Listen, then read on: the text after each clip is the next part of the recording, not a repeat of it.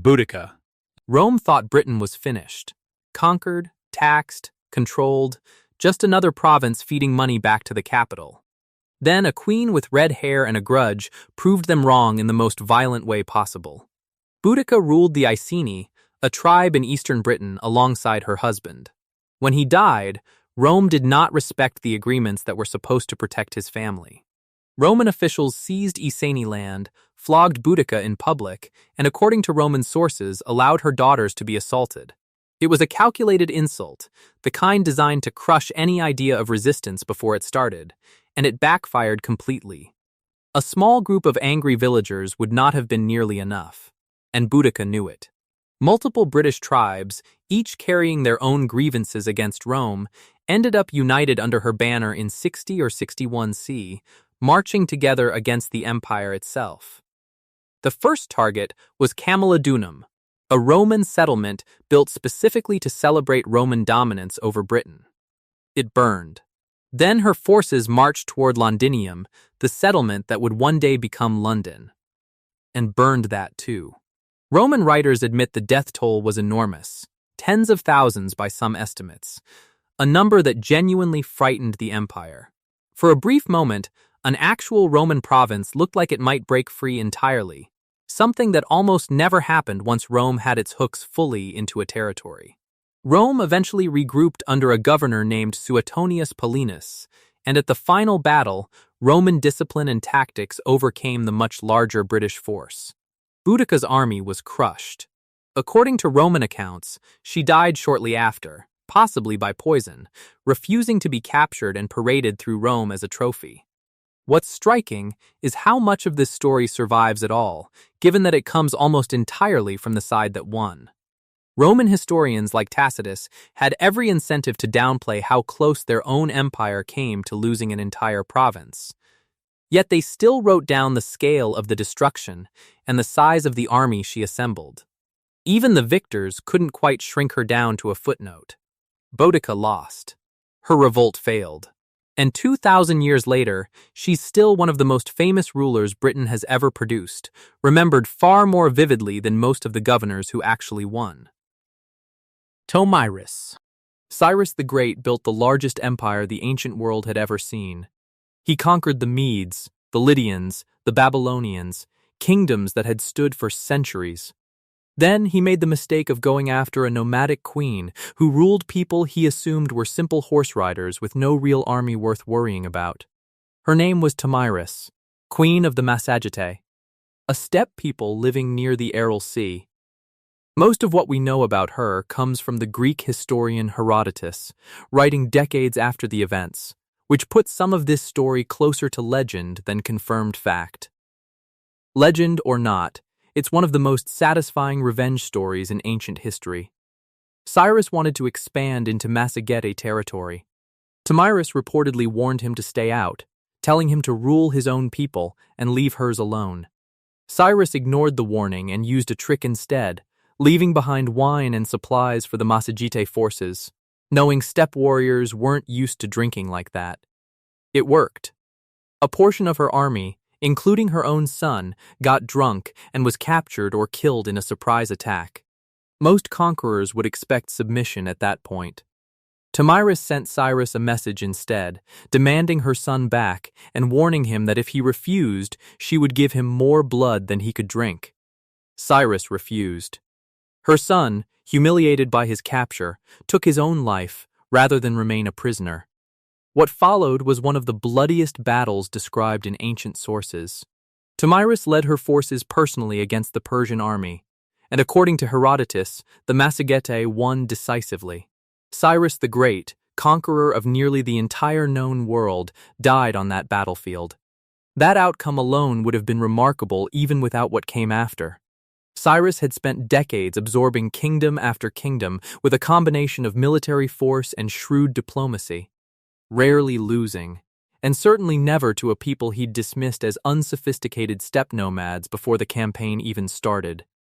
Tomyris allegedly had his body found afterward, and in the most literal fulfillment of her own threat, she's said to have filled a skin container with blood and dipped his severed head into it.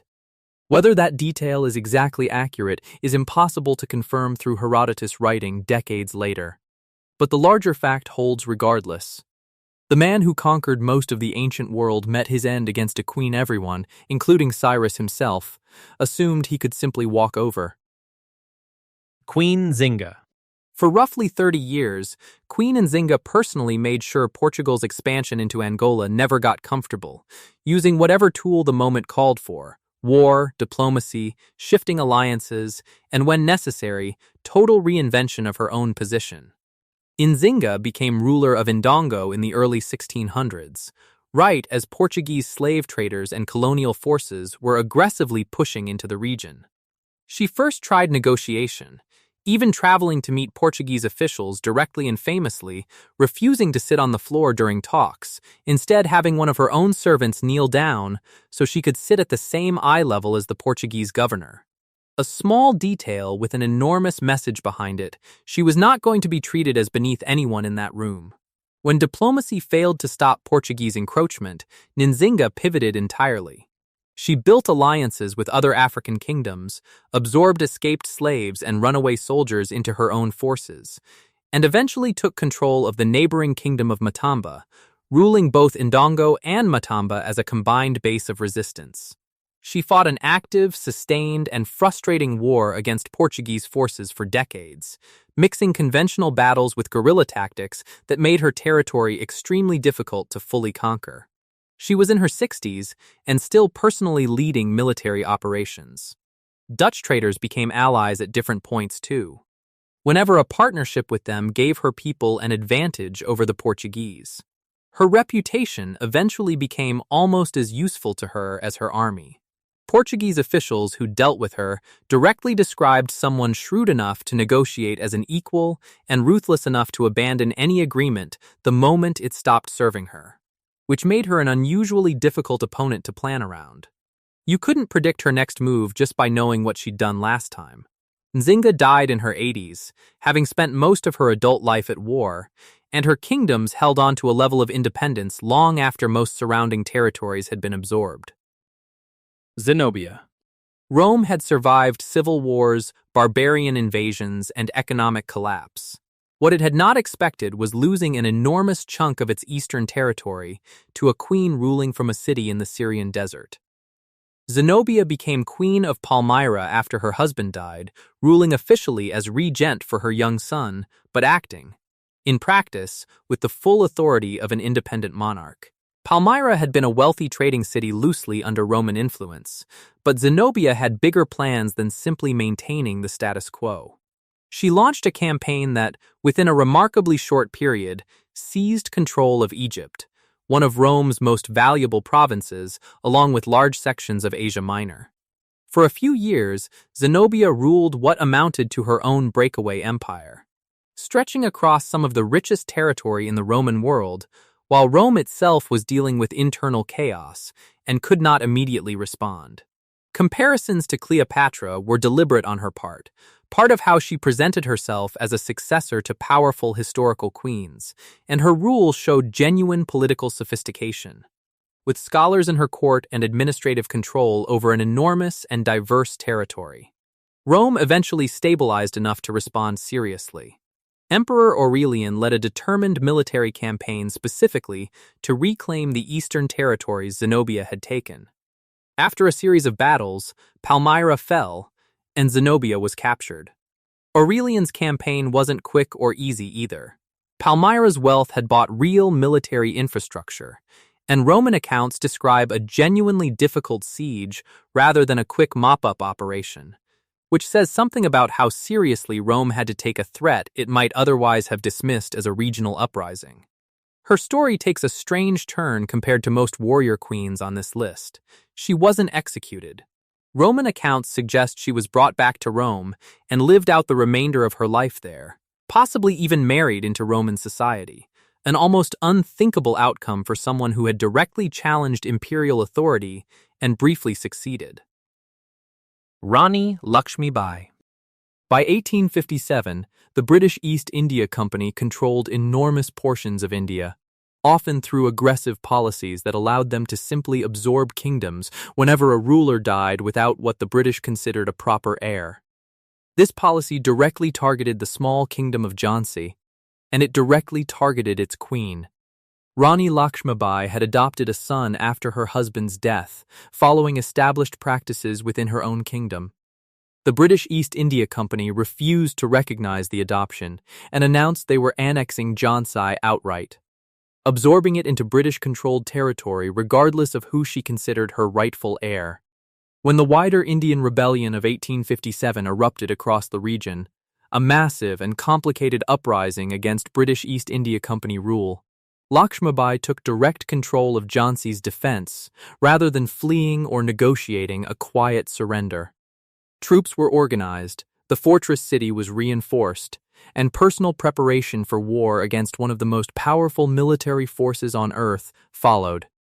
When British forces eventually besieged Jhansi, the fighting was brutal, and the city ultimately fell. But Lakshmibai didn't surrender or accept capture, reportedly with her young son strapped to her back. She escaped the fortress and kept fighting alongside other rebel forces for months afterward. She joined other rebel leaders after Jhansi fell rather than retreating into hiding, taking part in further engagements during the rebellion's final, increasingly desperate months. That decision to keep fighting after losing her own kingdom, rather than negotiating safe passage for herself, is part of why her name carried so much weight afterward. Death came in battle in 1858 near Gwalior, fighting until the very end of the broader rebellion rather than choosing exile or surrender. British officers who fought against her, even while representing the very empire she was resisting, reportedly described her as one of the most capable military leaders they faced during the entire uprising. Artemisia of Caria. Naval command in this era was overwhelmingly a male domain, which makes one of the sharpest naval commanders of the entire Greco-Persian wars a fairly remarkable exception. She was a woman fighting for the side that history doesn't usually celebrate. Artemisia ruled Halicarnassus, a Greek city under Persian control, and personally commanded ships as part of the massive Persian naval fleet during Xerxes' invasion of Greece. Ancient sources describe her not as a token figure included for show, but as a genuinely respected military voice within the Persian command structure. Before the Battle of Salamis, with the Persian fleet preparing to fight the combined Greek navy in narrow, dangerous waters, Artemisia reportedly advised Xerxes directly, arguing against engaging the Greeks in that location at all, warning that the cramped waterways favored smaller, more maneuverable Greek ships over the larger Persian fleet. Xerxes ignored her advice and ordered the attack anyway. The battle went badly for Persia, largely for the exact reasons Artemisia had warned about. Yet even within that defeat, ancient accounts describe her performing impressively, including one famous and slightly ruthless moment where, while being pursued by an enemy ship, she reportedly rammed and sank a vessel from her own allied fleet to escape detection. The move was so unexpected that the pursuing Greek ship assumed she must actually be fighting for the Greek side and broke off the chase entirely. It's worth sitting with how cold-blooded that decision actually was. Sinking an ally's ship to save herself isn't the kind of detail that survives in history by accident, and ancient writers who recorded it clearly found it remarkable rather than shameful, which tells you something about how military reputation got built in this era. Results mattered more than which flag happened to be flying on the ship you sank. Xerxes apparently respected her enough afterward to entrust her with escorting some of his own children safely home, a level of trust rarely extended lightly in that era. By anyone, to anyone. Fu Hao. Archaeology, not written history, is what proved Fu Hao existed at all. And it proved a great deal more than anyone expected. Fu Hao lived during China's Shang dynasty, roughly 3,000 years ago, as one of the wives of King Wuding. Most of what we know about her comes from oracle bone inscriptions, ancient records carved for divination purposes, and from her own remarkably intact tomb. Discovered by archaeologists in 1976. That tomb contained an enormous collection of bronze weapons, ceremonial items, and ritual objects, far more elaborate than what would typically be buried with a minor royal wife. Oracle bone inscriptions found elsewhere describe Fu Hao personally leading military campaigns, commanding thousands of soldiers in specific recorded battles against rival territories threatening Shang authority. The inscriptions describe direct command, not a ceremonial figurehead lending her name to someone else's campaign. Significant religious authority came with the role too, since rituals and divinations were considered essential to keeping the dynasty connected to ancestral and divine approval. The scale of the troop numbers recorded in some inscriptions genuinely surprised historians when they were first translated. Certain campaigns attributed to her describe forces in the thousands, a figure large enough that some scholars initially assumed the inscriptions must be referring to a male general instead, until the wording and the tomb evidence made clear exactly who was actually being described. Military commander, high priestess, and royal wife with independent political standing all in one person is a combination rarely seen this early in any civilization. Her tomb alone, packed with weapons and ceremonial wealth, tells archaeologists more about her actual status than centuries of later writing managed to preserve about most ancient women. Æthelflæd. She was never officially called queen. The title used at the time was Lady of the Mercens. But functionally, for years, she ran an entire kingdom and personally directed military campaigns against some of the most dangerous Viking forces operating in England.